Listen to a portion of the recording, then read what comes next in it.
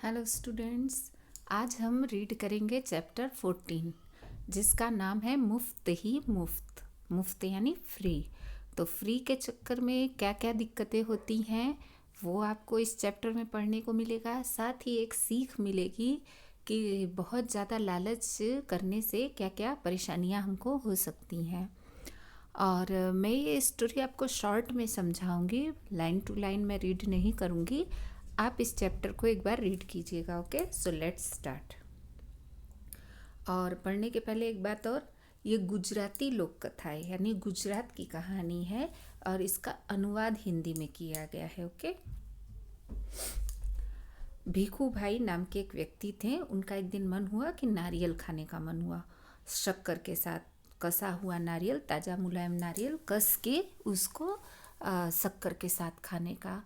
और उन्हें इतना डिस्परेटली वो खाने की इच्छा हो गई, जैसे कभी कभी हमको नहीं होता है कि आज तो आइसक्रीम खाना ही है, ऐसे ही उनको भी ऐसी इच्छा हो गई। पर एक छोटी सी समस्या थी कि घर में तो नारियल था ही नहीं। अब क्या करें वो? तो वो बोले कि अब मुझे बाजार पर जाना पड़ेगा। उन्होंने अपनी पत्नी लाभूबेन से कहा। तो लाभूबेन कंधे उचका कर बोली, खाना है तो जाना है।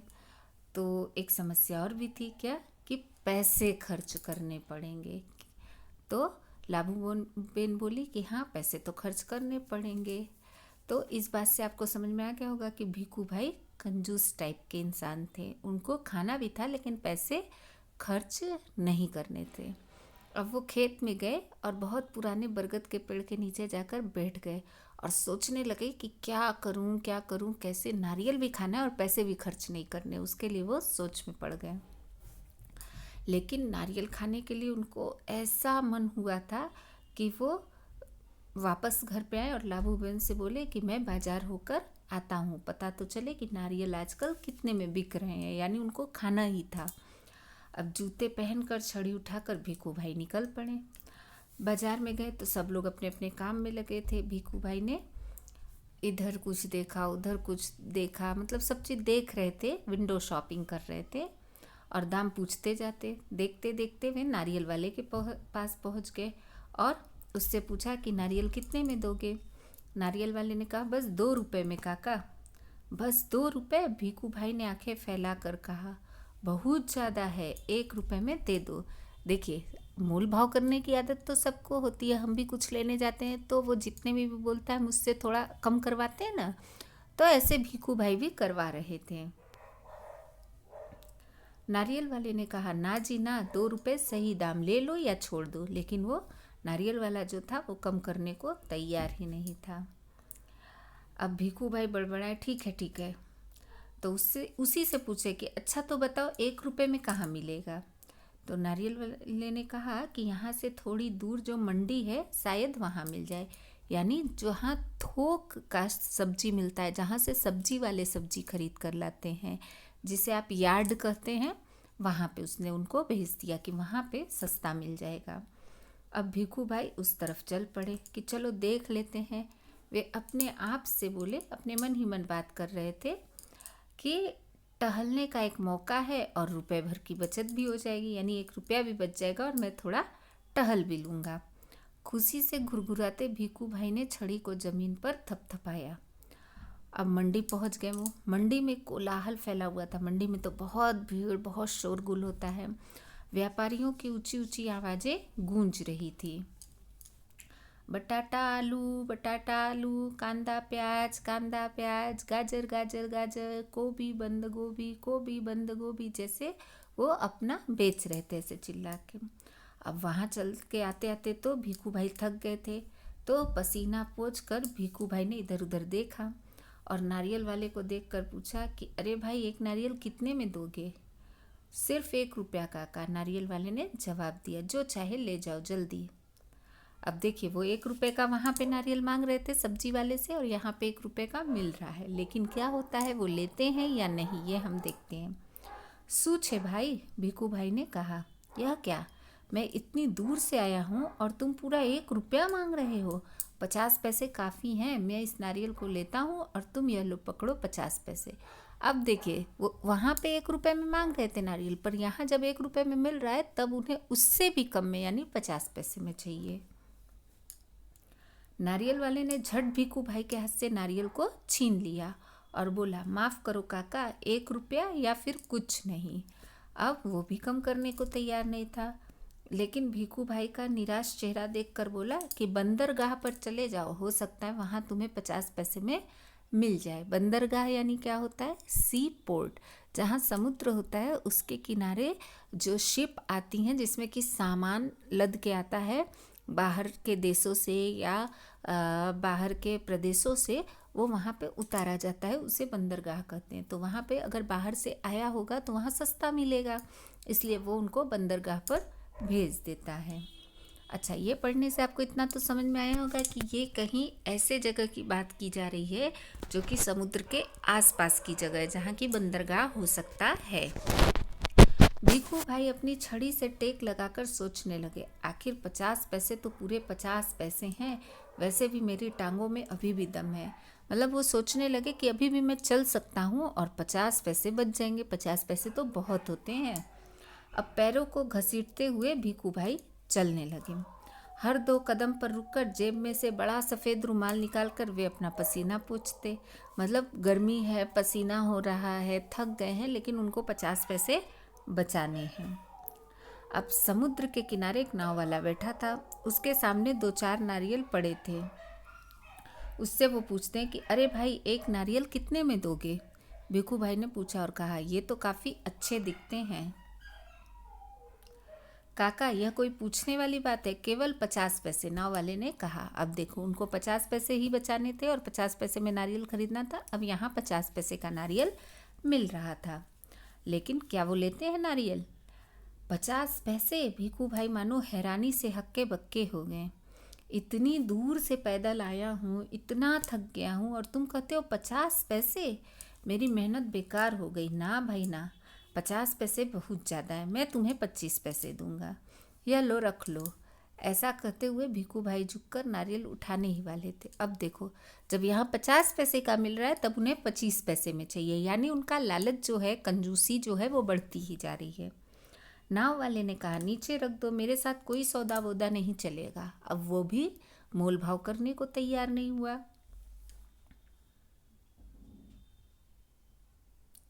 थोड़ी देर बाद उसने भीखू भाई की ओर ध्यान से देखा और जरा ठंडे दिमाग से बोला। अब जब उसने भीखू भाई की तरफ देखा, वो इतने थके हुए थे, पसीने से तरबतर थे, बुजुर्ग व्यक्ति थे, तो वो थोड़ा शांत हो गया नाव वाला और बोला, सस्ते में चाहिए? नारियल के बगीचे में चले जाओ, वहाँ ढेर सारे मिल जाएंगे मनपसंद दाम में।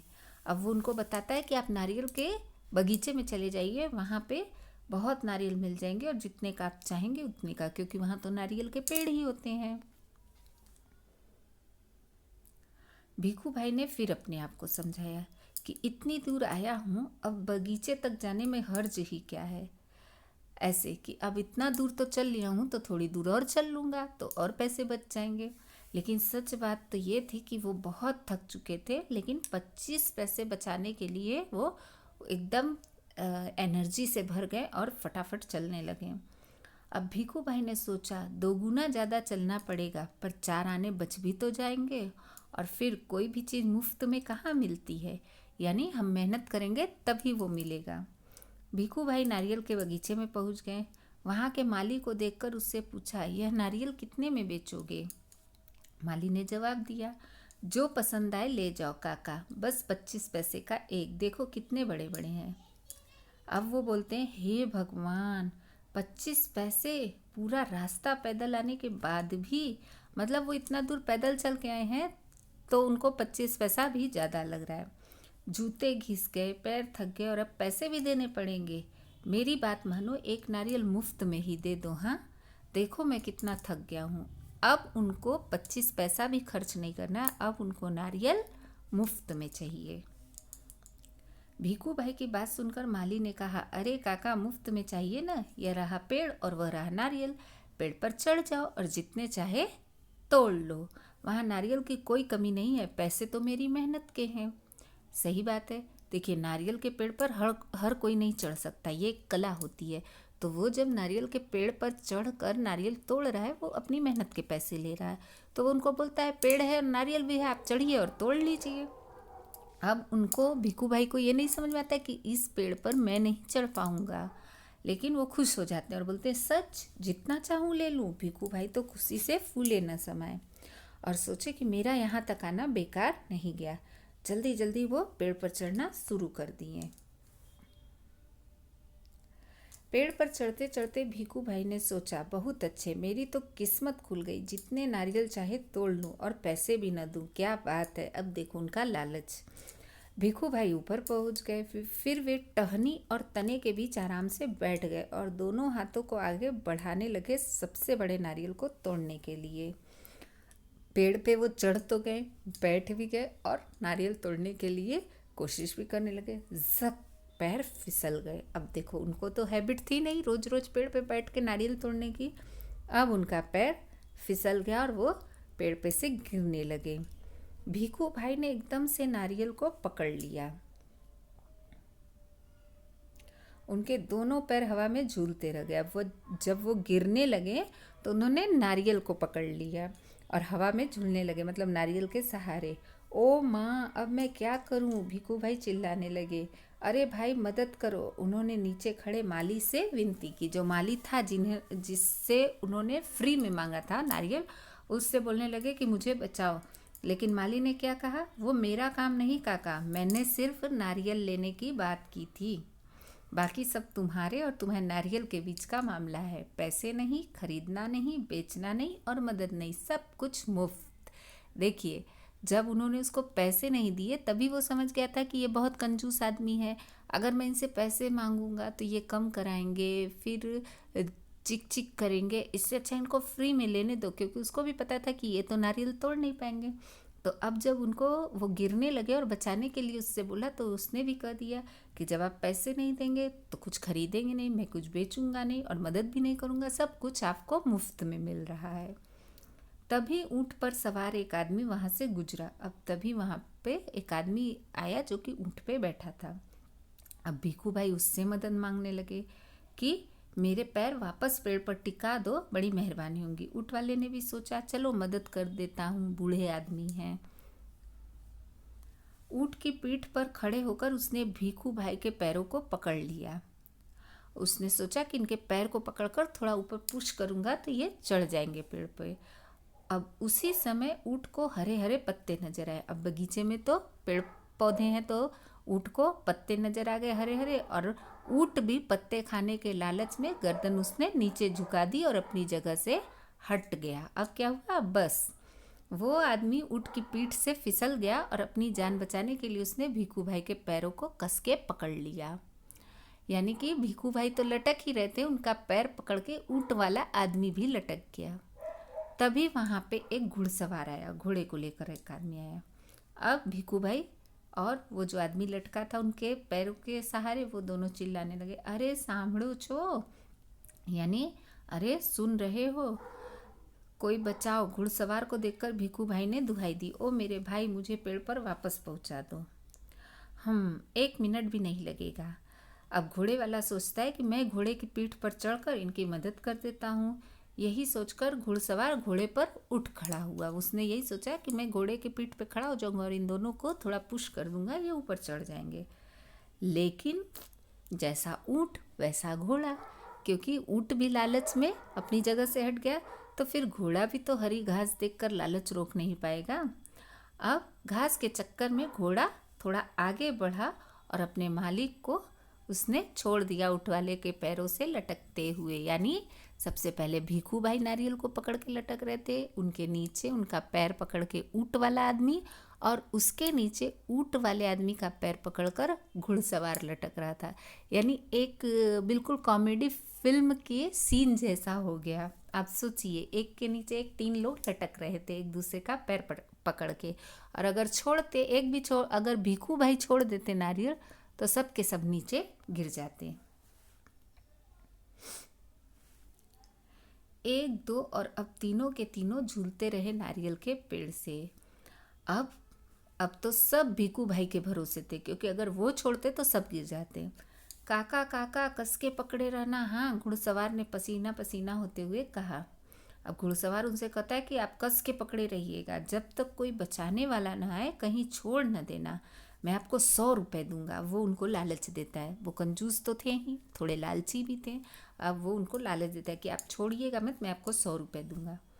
अब ऊँट वाले की बारी थी, वो बोलता है कि मैं आपको 200 रुपये दूंगा, लेकिन नारियल को छोड़िएगा मत। अब 100 और 200, बाप रे बाप, 300 रुपये। ऐसा सोचकर भिखू भाई का सिर चकरा गया। अब जो आदमी 25 पैसे बचाने के लिए पेड़ पे चढ़ गया, उसके लिए 300 रुपये तो बहुत बड़ी बात है ना।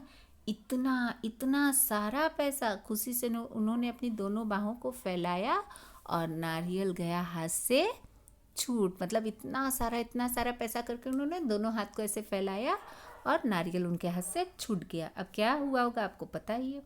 धड़ाम से तीनों जमीन पर गिर गए, पहले घुड़सवार, उसके बाद उसके ऊपर ऊँट वाला और फिर भीखू भाई। भीखू भाई अपने आप को संभाल ही रहे थे, मतलब उठ के बैठ ही रहे थे कि एक बहुत बड़ा सा नारियल उनके सिर पर आकर फूटा, मतलब उनके सिर पर गिरा, बिल्कुल मुफ्त। तो उन्हें नारियल तो मुफ्त में मिल गया, लेकिन उसके लिए उनको क्या कीमत चुकानी पड़ी वो आप समझ ही गए होंगे। तो बहुत ही मज़ेदार कहानी है। इसको गुजराती में ममता पंड्या ने लिखा है और हिंदी अनुवाद इसका संध्या राव ने किया है। तो आप इस कहानी को एक बार रीड कीजिएगा। Okay, bye bye.